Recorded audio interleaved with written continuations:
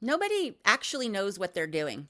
Life is just a bunch of people cosplaying as functional adults and hoping that no one notices, all the while pretending that they've got it completely under control. That is becoming more and more evident the older that I get. And yeah, I'm done with all that mess.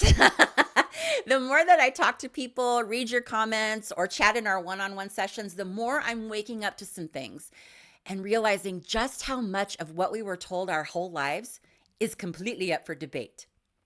And honestly, some of these realizations might be unpopular opinions, but that's kind of what I do. I say the quiet part out loud. But my goal for this video is to make you say, oh my God, yes, at least 6 times. So keep count and let me know in the comments if I got it. If not, I'll try harder next time.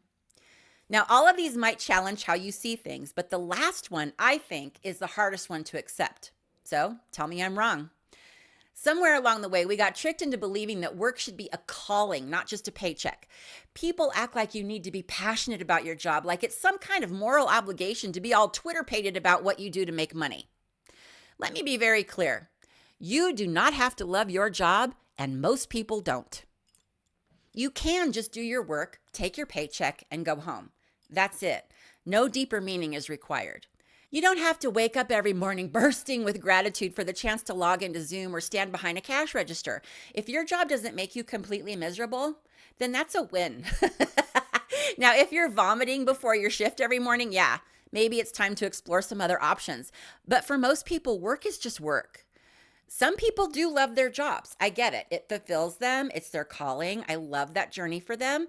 But it's not a requirement. So just let that crap go right now. Speaking of things that you don't have to love, let's talk about past you and the deeply questionable decisions that you made.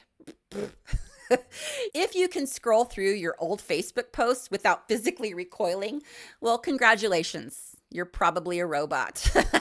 Cringing at your past is a good thing. It means that you've grown. It means that you've learned. It means that you're not the same person that you were 5 or 10 years ago. And that's the goal, right? But growth isn't just about cringing at your old selfies or questionable fashion choices. It's about allowing yourself the space to be bad at things, to look stupid, to be vulnerable, and then to grow anyway. Real growth is messy. People are so scared of looking foolish that they never even try. They'd rather stay the same forever than risk any kind of embarrassment. But if you're not occasionally failing, cringing, or rethinking things you once believed, are you even living to your potential? So if you look back on past mistakes, past relationships, past versions of yourself and feel embarrassed, good. That means you're evolving. Keep it up. Now, it might be easy for you to cringe at your past choices, but it's a lot harder to accept that every choice, even the awful ones, are still yours to make. Now, there's very few things that drive me battier than hearing someone say, well, I didn't have a choice.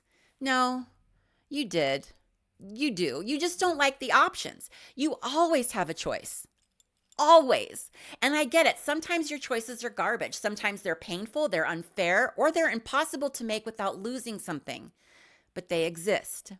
You don't want to raise your sister's kids? Fine, don't. You don't want to lend money to a family member? Then okay, don't. You don't want to stay in a relationship that drains you? All right, get out. Too often, I had no choice really means I didn't like my options, and this was the lesser of two evils. And let's be real. Sometimes every path sucks. Sometimes you're stuck between choosing the bad and the bad. But owning your own choices is powerful because the second you stop pretending that you're trapped, you realize that you're really not. So no, you might not have good choices, but you still have them. And sometimes choosing the hard thing is just what grown-ups have to do. Because if you don't make the call, someone else will, and you might not like where that takes you. So you can own your choices, but what do you do when someone in your life is out here making decisions like a strung out raccoon in a dumpster fire? Well, you don't owe anyone anything. You don't owe them your peace, your time, or your resources just because they demand them. So repeat after me. Not my circus, not my monkeys. I love that saying. I love it so much that my husband actually bought me this sticker, right? I love it. And honestly, even if it was your circus, at some point you have to realize that some of these clowns just don't want to leave the tent. Some people will self-destruct no matter how much you try and save them. And if you burn yourself out trying to fix them, now there's 2 sinking ships instead of 1. You can't force people to change. You can't. You can't drag someone across the finish line of their own life. Dude, you can barely get your own life together, and yet somehow you're supposed to be the life coach, therapist, and personal crisis manager for people who don't even want to help themselves? No, no. Help where you can, offer what you can, but know when you have to walk away, because if someone keeps setting their own house on fire, it's not your job to keep showing up with your bucket of water. Now, I know that some of you have been in this exact situation watching someone self-destruct while you keep trying to save them.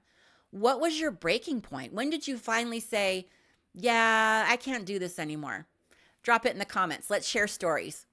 You know what's worse than trying to save people who won't help themselves? Thinking people are some kind of masterminds when half of them would lose a chess match to a Roomba. I genuinely believe that people overestimate how much thought others are putting into things. Not everything is a 4D chess move or some calculated manipulation.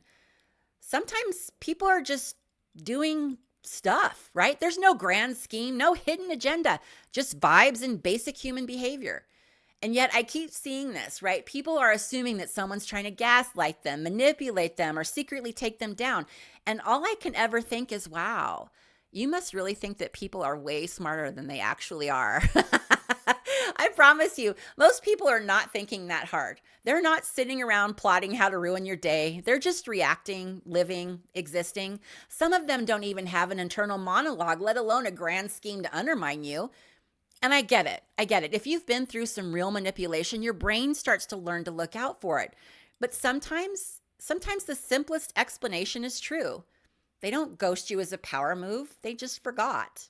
That backhanded comment wasn't a calculated dig. They're just tactless.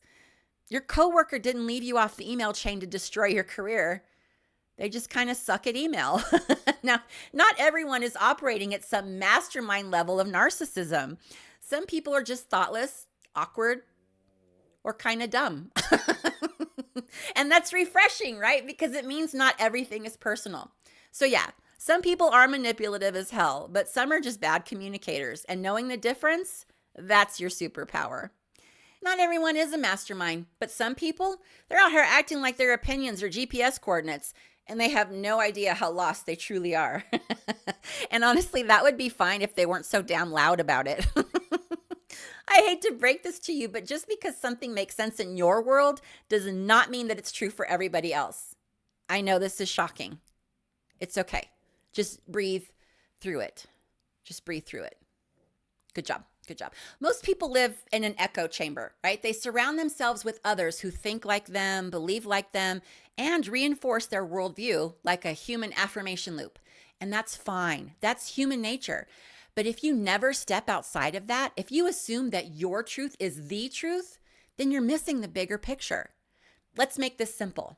Cultural norms, not universal. Religious beliefs, not universal. Your personal definition of morality, still not universal. And before someone says, but things are just objectively right and wrong. Yeah, cool. Yeah, whose definition are we using? Yours? Theirs?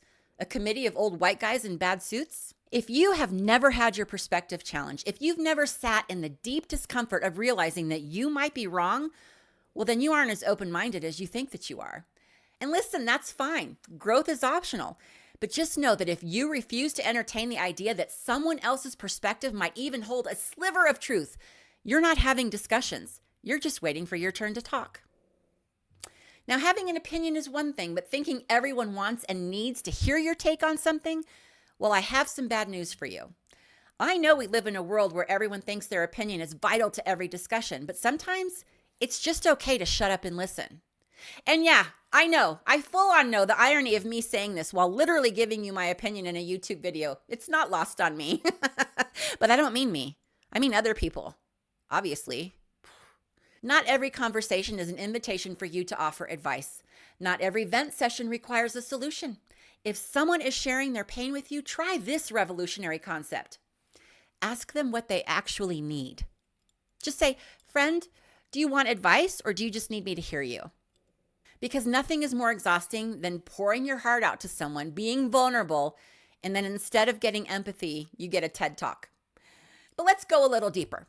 Do you even care that this person knows your opinion? Like for real, Is this for them or is it for you? Because I swear, half the time people don't actually care about helping. They just want to sound smart or look funny or win imaginary debate points. And for what? Is it even worth it? There are times when I hear something and I think, oh, wow, that is deeply incorrect.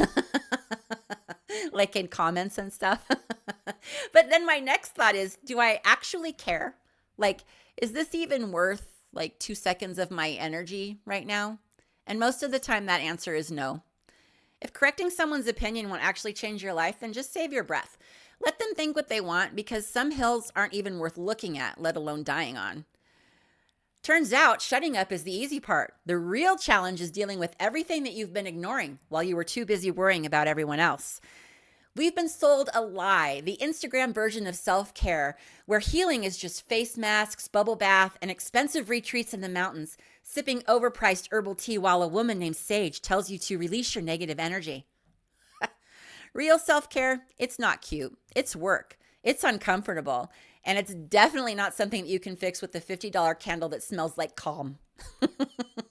It's going to the doctor when something feels wrong, even if you're scared of the answer.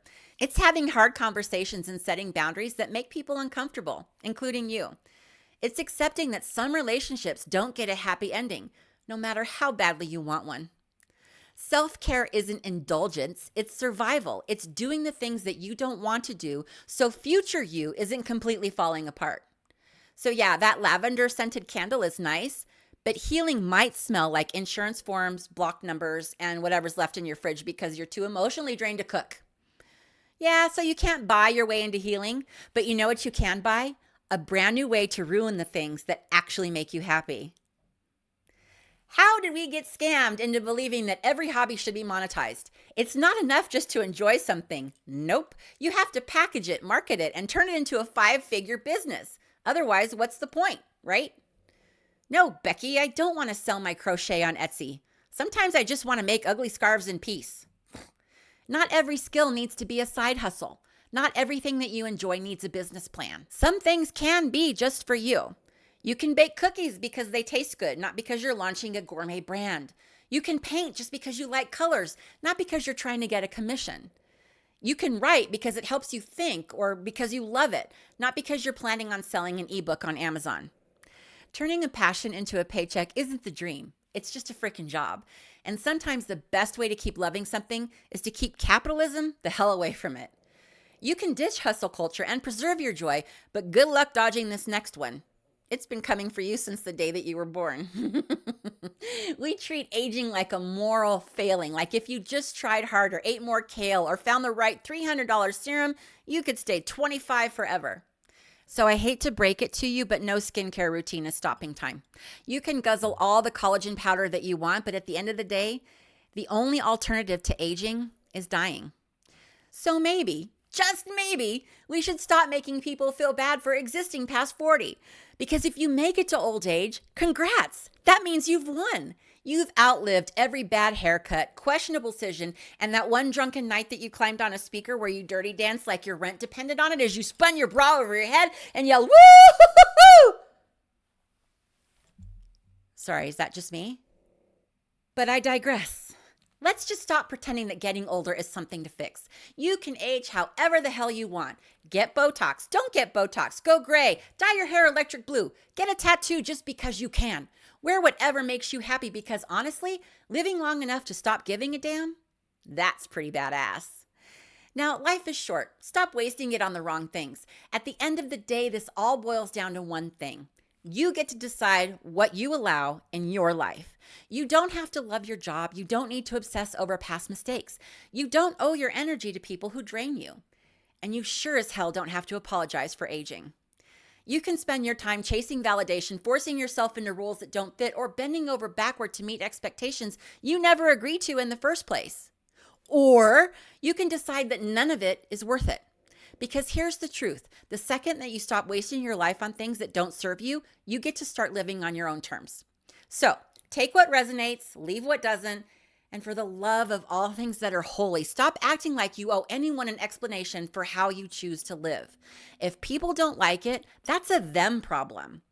So if you're sitting there thinking, wow, I should probably get my life together, congrats, you're human. But don't get it twisted. Figuring shit out isn't a one and done situation. It's a constant loop of learning, forgetting, relearning, and occasionally realizing that you've been doing things the hard way for no reason. And speaking of learning things the hard way, I always learn stuff and then forget it. And I need a little bit of a come to Jesus to get back on track. Stick around and get comfy because if you like this video, you're going to love this one.